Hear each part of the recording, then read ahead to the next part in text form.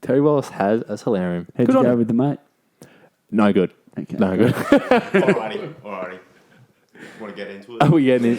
We might as well, I guess. Go. Not that, the show. Yeah. I don't want to go down that path.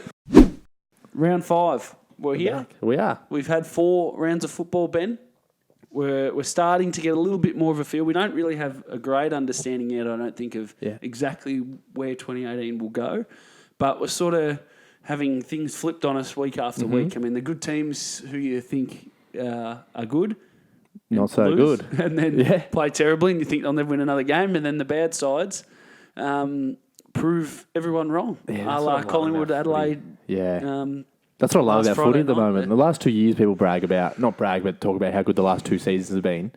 This year is just cracking up to be even better. I mean, Port Adelaide went into round 4, the only undefeated team, and lost. Didn't last, did it? That surely has got to be some kind of record. They were beaten, convincingly too by Essendon, who the week before looked like they never Looked like a rival. Yeah, so we have no idea. I mean, it's great to have an even comp, but I mean, you want 2 or 3 things that you can depend on. I mean, from a footy tipping point of view, Tips are going out as the I know, window. I sort of followed some of my woes in that area. Yeah. I have this so friend far who's this year. overseas tipping, and he's doing phenomenally well. Do you know why? Because he doesn't read any of the news. He doesn't see the papers. He doesn't see any of the news. So he's got nothing but what he thinks is going to happen. So it seems like, particularly in Melbourne, we read into things too much. Less is way more. Okay. Absolutely. Well, very like tanning interesting, beds. Well, I got yes, yeah. 2007, what a time. I imagine when the federal police knocked down his door and had to smash all the globes to take it away. I don't know why they would do that, but Well, they had to disconnect them and stuff.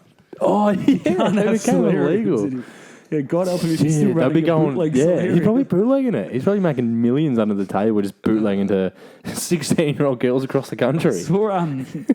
It's Not a bad business idea, This is non-tan. Sorry, related, yeah. Not, just trying to get back on some sort of footballing tangent. Yeah. I'm talking to you about Dan Menzel from Geelong. Gun. He's really, from a guy that's, for all reports, on a low base contract, which is still incredibly good money. I mean, for the Magoos of the world, mind you. But, in the AFL landscape, he's earning unders, especially now based on his performances. I mean, he's always obviously had his knee problems, but he's come back over the last few seasons and he's really proving an asset for Geelong. And then he was sort of in limbo last year, obviously. They want to sign him to short-term deals, someone with such an injury history. Yeah. But he's kicked 14 goals in 4 games, I think, and he kicked 5 on Sunday night against the Saints, and he's on fire. I mean, looks like a man that could be earning. He's playing like a man that could be earning upwards of 650, 700. Almost he's should earning be. 180 or something. Is it 180? Something in those realms. What's the average? Yeah. The average has got to be like 300 or something, doesn't it? Yeah, probably. So he's well below. So he's below some rookies. That's crap. I mean, I get it from a business perspective because it's the risk to reward because he has 4 knee recos, is it? Yeah, that's a lot. Yeah. But that is a lot. I would have thought though that he'd sort of shown enough already. Like this is not really new what we're saying. Yeah, he's had some injuries and whatever, but his output's been pretty good for a couple of years, and that's why I thought at the end of last year, obviously, maybe Geelong know that no one else is really keen on him, and they can sort of keep him at arm's length, and then drag him back in whenever they sort of feel like it. But I mean, because you're obviously buyer beware. Someone who's had that many knee injuries. I can guarantee you that if he came to Carlton on a $500,000 deal, he'd go down with both knees and both ankles. Hopefully, take Daisy with him. They've done enough for him with keeping him on the list. They have.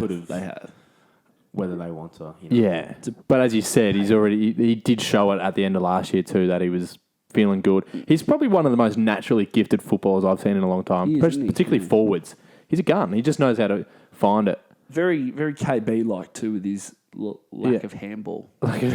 Well, I was going to say, do you think in his contract he has a clause with how many goals he should, if he kicks it above, say, 40 or 50, he gets money? So he's actually got incentives not to handball. Yeah, maybe. I don't blame him. Geelong's major sponsors forward, maybe a 30-goal threshold gets him near full maybe a Ranger nice or something. Kluger a or territory. something. Is that forward? It's a Toyota.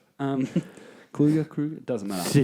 So that voice that you heard before, I assume that we're going to introduce our stand-in producer, Sam. We are Sammy, our stand-in, as you were just saying. The stand-in producer. So Sam, in order to get your twos initiation underway, we wanted a few things from you that you could present to Ben and I that'd sort of get us talking and Magoo's frame of mind. Any sort of fashion. Yeah. Just anything that you can bring to the table to wow us. So the floor is yours. Alrighty, well, I was listening to the radio on the weekend, and wireless. Liam Shields, who had a very handy game, 30-odd touches. Liam Shields, gun. Big tackle numbers.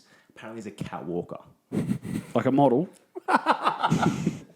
No, it's far worse than that. Oh, no. You're telling me, you're going to sit here and tell me that he walks A cat. A leash. Is it Gets his cat on a is it leash. his cat at least? Putting a leash on a cat is bad enough. But is it his cat? You said he's a cat walker. Put a leash on a stray cat, then. Shouldn't put a leash on. I'm surprised the cat sits to any cat sits to get a leash on. Do we leash cats? Is that a thing? No, That's it's not a against, thing. Like the UN. Yeah, it's got to be against the code. So many AFL footballers roll around when they're in the public sphere and don't want to be seen and wear hats when they go for coffees and all that sort of stuff. And then this bloke's waltzing down Glenferrie Road, walking his cat. Like, if that's not the biggest, like, hey everyone, look at me, it's AFL midfielder Liam Shields. And what's he doing now? He's walking a cat. Just got a big neon sign next to it. Incredible. That's a good start. You want more? I'm all Do you, have you got anything? I mean, this is not something I'm... Look, Razor Ray's bringing up his big 300 this weekend. Of course. 300 what? Games. Times he's walked a cat. Now he strikes me for a catwalker, Razor. Games influence, absolutely. Something you'd be doing something ridiculous. I already gave the AFL the cane corns a couple of weeks back for the spotlight they're putting on the umpires, and what he's got articles, does he, on him? Yeah, I mean he's a human being. Is he Bringing that side out of him? Oh, that's what we want to see. I know, We need to humanise the umpires so we don't scream at him. He's got a kid. I don't know. He might. You didn't read the article. You sound surprised that he's got a kid. Like, you think no one's going to sleep with him? No, come on. No one. He's... Nah. Jesus. We're getting off track. Yeah. Sam's taking Sammy, can Sammy get dropped? Can you get dropped from the twos? Well, we're going to have to change our rating now on this program after Sam's. Yeah, Razor Ray We've gone with our rating. That's shocking. Sam? Moving on. That's terrible. Okay. It is time, again, for what has now become our world-famous segment. I like this The segment. Magoo's Moment of the Week. Great feedback, great numbers around this particular segment. It's a feel-good segment. It is. I'm happy to be in charge of it. I'm happy to roll with it. Much more traction than Game Corns of the Week. Wow. And it was an easy one this week. Yeah. Easy one. We had probably 3 or 4 different nominations come through. So I shouldn't say different nominations. The same nomination from different sources. And they've all been about one man from the Hawks, and that is David Mirror. Yeah. The 27-year-old who debuted on the weekend for them versus Melbourne on Sunday afternoon football. After 10 years in the VFL, he's a VFL premiership captain, so a lot of time in the Magoos. Yeah, it's as Magoos as it gets. Literally. I read that there was 1,489 draftees who had found places on AFL lists since he first nominated for the draft. 1,489 people have been... So every club's overlooked him 100 times. Imagine going out. Imagine you're a single lad, and you go out to the clubs on a Saturday night. Clubs. I don't know what you call them. Is it the club? Whatever you call them. And you go up to 1,000. How much was it? 489. You go up to 1,488 different girls, including Terry Wallace's daughter. Oh Jesus! Oh no, no! And you try and hook up with every single one of them, and they all say no, and you're still trying. And you're still trying. Just to put it into perspective of some Magoo's listeners who probably that'll make more sense to them. That's astounding. It's as Magoo's as it gets, isn't it? I mean, VFL list for 10 years. He's a twos premiership captain as well. So you know that the twos captain, they are actually... They're twos. They're not going... Yeah. They're guns, but they're the rock. So David Mirror is our Magoo's Moment of the Week, debuting for the Hawks. And, of course, it's Hawthorn. They just churn him out. So congratulations. they've just had this guy who's happy to play in their twos for 10 years. And congratulations. Then roll in. He had 18 touches. It looked like he belonged at the level. He was wrapped after the game. Our Magoo's Moment of the Week this week, Ben, goes to David Mirror and the Hawthorn Football Club. Well done, David. That's... Yeah. Unbelievable. Excellent. Well done. While to we're him. still on, you talked about socials a bit. Mm-hmm. We'll talk about some questions that have come in, shall we? From the Magoo's community. From the Magoo's community. Oh, we've actually just had one in live. Is that right? Wouldn't have said live. On a Friday night. Who would send this in? Incredible. Live. I've just got one from @Lucas Avramov. Yep, He's a good fan of the show. I know, continuity, etc., etc. Said, would like to know what sports shows you listen to / prefer. Can be TV / radio. Thanks for giving us the option there, Lucas. What do you reckon? We just got... I've grown up my whole life without Foxtel. We've recently had it the last couple of... Is there something I said? Are these microphones on? Yeah, I hope not. I'm just really, really laughing at that. Go on. You've just got Foxtel. So Jake's just tried his first joint before the show. Unprofessionally got the giggles. Yeah. I don't know. I think Fox Sports churn out a lot of good shows. Oh, absolutely. They churn out the best, I think. SEN are very good, except for Sunday nights between 9 and 10 p.m. Off the Bench is a great one for radio-wise on SEN on Saturday mornings. Yeah. Hutchie, Liam Pickering and Dr. Turf. Yeah, that's good. Really good. Do you like the Saturday rub or is it Sunday rub? Both. I like that one on Triple M. Yeah, that's a good one. A lot of banter in that one. I think their banter is pretty good. That's what makes it good for me. Yeah, if you go sort of more, I mean, I love all the AFL shows that are roaming around, but if you go more sort of abroad in terms of a US sports sense, the Colin Cowherd, he's a favourite of mine. You're a big sports fan, are you? I just like listening to him because he's got a good voice. Yeah, and always has the right opinion. So, okay. I mean, I think that's more according to him, but, you know. Yeah. And First Take, all those sort of shows in the US where they just, you know, just scream at one another. What about the boys on TNT on the basketball? Shaq and Kenny and Charles. They're just having a good time, aren't they? Yeah, and you have a good time when you're watching them have a good time. Thanks for the question, Lucas. Yeah, good on you, mate. That's a great question. Now, the other question comes from Riley O'Donnell again. Riley? He's a big fan of the show. Good on you, Riley. Which persistent too, because you asked that question last week and we didn't get to it. So, we're getting to it now. He's asking it 2 weeks in a row. Did he message you personally and say, can you please get to the question?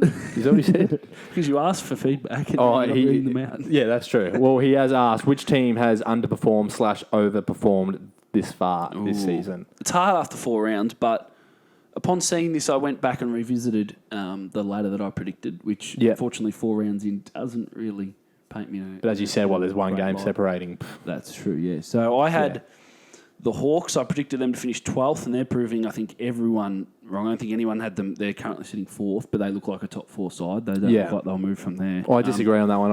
I actually thought they were going to. Okay. Yeah, they won. Show me your prediction, your ladder prediction. Oh, I don't have a ladder prediction. Oh, so you didn't write it down. You just think that. It's just pretty convenient then. Yeah. Oh, by the way, I you think I'm a lie? I didn't lie about. I didn't lie about the Solarians. Why would I lie about if I had Hawthorn up my ladder or not? That's what you want to do. You want to build up our trust in this with a whopping lie. So cruel. Yeah. No, I like they finished the year strong, and I thought they've got the best coach in the league by a country mile. So it's another brave call. West Coast, I think, are overachieving. I had them predicted the 9th, but in that lower bracket of the 8, whatever. They're currently second again in the early days, but they look impressive. Mm-hmm. Nick Nat's back in really good nick, so they look like a side that will play finals. Obviously, they win a lot of games over there, and they seem to be travelling okay. And they come up against Carlton this week, so I'm sure that. So the travel is the big question mark. But it was. They made short work of the Bulldogs a few weeks ago over Easter. They did over here. So and that was at Etihad. So can't get a read on the Bulldogs. Not sure if they're they're one of my the second part of Riley's question. They're an underperformer for mine. Obviously, I had them making the 8, the Dogs, and they look like a far cry from that. Because I hate to say that I didn't have the 8 again, but I actually reckon they are performing how I thought they might. To be honest. Okay, again, hindsight. It's a beautiful thing, hindsight. And then Adelaide have also been hit by injuries. Again, they're only 9th, but I had them finishing on top. But once they start to get some blokes fit, and if they get them fit, and if they can come back, I think that they're a team that's currently underperforming. Yeah. But the team that they got beaten by on the Friday night is a team that I've got overachieving on mine, Collingwood. Collingwood, of course. I think they're just gelling really well, form, haven't they? You know who did that to them? Carlton. Carlton played them into form. Carlton, they're good at that.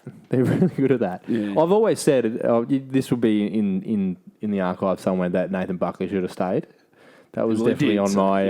That was also in my ladder rung. It was and he has stayed, and I think that's a good move.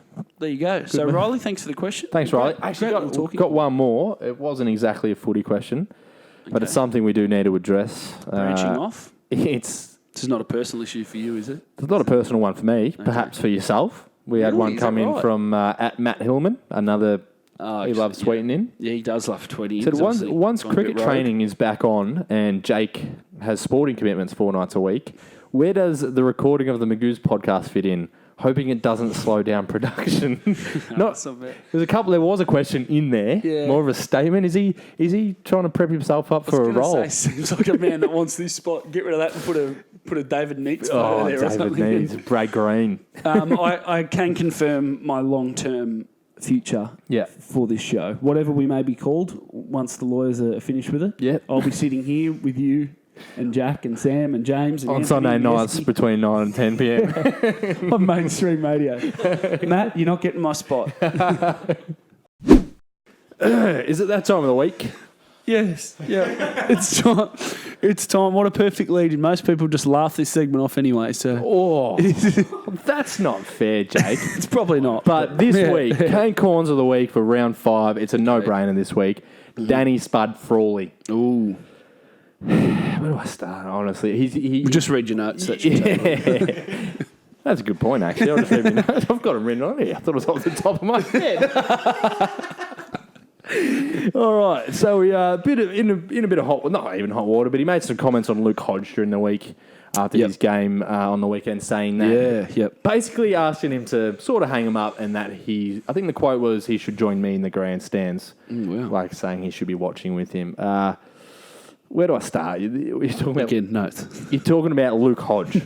Like, you don't tell Luke Hodge when he should retire. Not even Luke Hodge tells Luke Hodge when he should retire. It's true. And to think that he's going to sit in the grandstands with Danny Frawley if he did retire, please.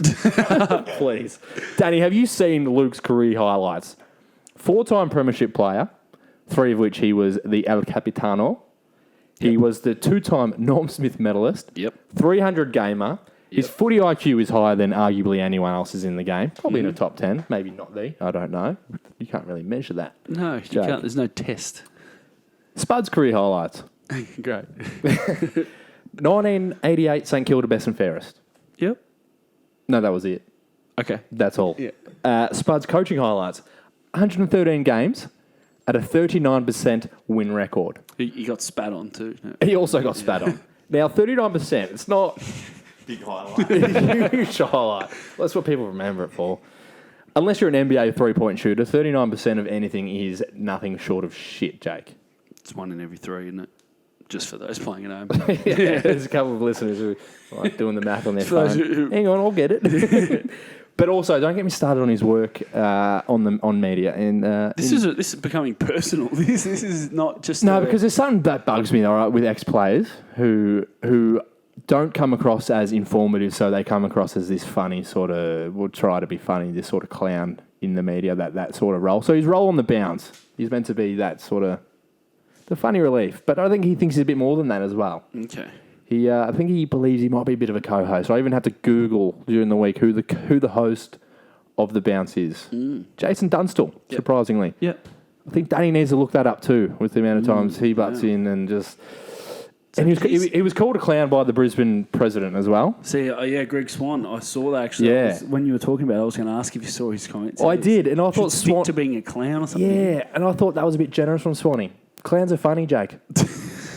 Are they? Are clowns funny? Well, they blow up balloons and shit at least. What does Spud do?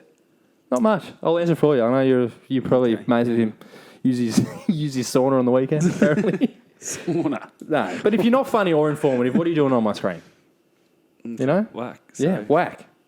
And I think you should Google the trusty sidekick of a show. And if it's not you, get off my screen. Maybe Google Batman and Robin. If you're not Robin, what's his name? Dick Grayson. Dick Gracie? I don't know. What's his name? Something like that. I don't know. Whose segment is this? Dick Grayson. That's Robin, isn't it? Is it? Yeah. I think so, yeah. But you can look up Kane Corns. I only know that because I watched the Lego Batman movie the other day, mind you, but... Yeah. All right. But you can look up Kane Corns of the week, round 5, and it goes to Danny Frawley. Danny Frawley. Mainly for his There you comments, go. but also just in general. What about the In corn? general. Oh, yeah. Oh, I forgot about that. so I actually now forgot. trusty Esky. Cane corns of the week, round 5. We're getting a bit of mould. Is that mould? On the corner? Has someone Shout out to sabotaged me. the corn? No wonder Jack's so sick. I hope not. Been handling that corn for months. Yeah. Month. That's it for that one. Well, there you go. Yeah. Okay, so we've almost come to the end of the show, Ben. But Mhm. we've got a little bit of a special announcement. We've got a special Anzac Day show coming.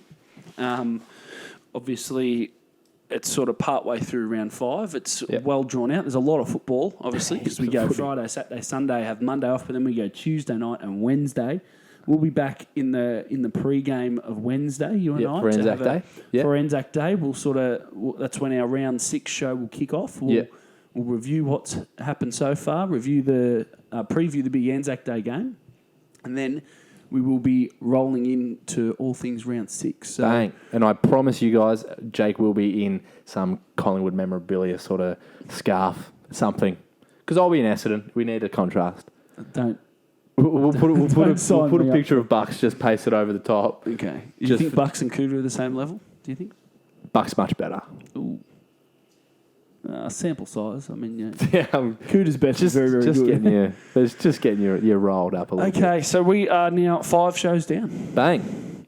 Awesome. Happy days. Happy days. Going nicely. Yeah. No mainstream radio spot, but No. we will get it going. Change your name. Hashtag change your name. Sam, thanks for sitting in. You're welcome. I hope you don't Been catch purple. whatever Jack's got. Don't handle the corn and you'll be fine, I think, is the... Lesson 1. Don't touch the corn. Yeah, because my corn. get some gloves or That's something. my corn. Okay, thank you very much for watching. Thank you, everybody. Make sure you follow us on Twitter, Facebook, Instagram. Hit us up. We're not on Any Instagram. thoughts, observations, nominations? Yes, we are. Are we? Yeah. We are on Instagram. Follow us on Instagram. I'm not. Hit us up with your thoughts, your observations, your nominations, anything you want us to discuss. Hit us up on the socials. And until next time, we've been Magoos, and we'll see you.